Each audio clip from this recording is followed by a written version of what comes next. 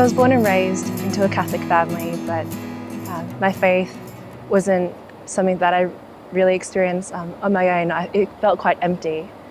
We went to church every Sunday. That was probably the extent of my relationship with Jesus. I found myself in a really dark place. From the age of 12, I constantly felt really alone, and I couldn't find happiness anywhere that I looked.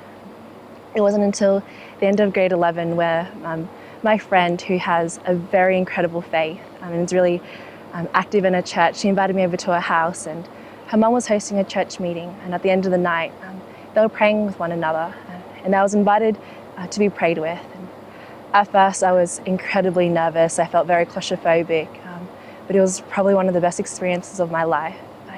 I sat down and they were all around me, and as soon as they had begun to pray, I just started crying, and they were just, along with those tears were these overwhelming feelings of peace and love. And after a while of prayer, a woman called out something to me that she felt like God was saying to her. She said, "Steph, God knows that you are searching for a father figure, but you don't have to search any longer because God is your father, and He's been watching over you this whole time."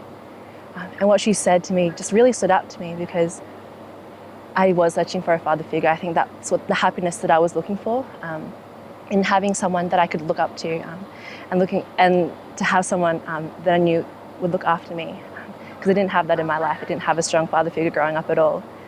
And it was at that moment that I realized all those overwhelming feelings of peace and love, even though I was crying, were from God, and that I knew that He was a person that I could run to whenever I felt alone or hurt.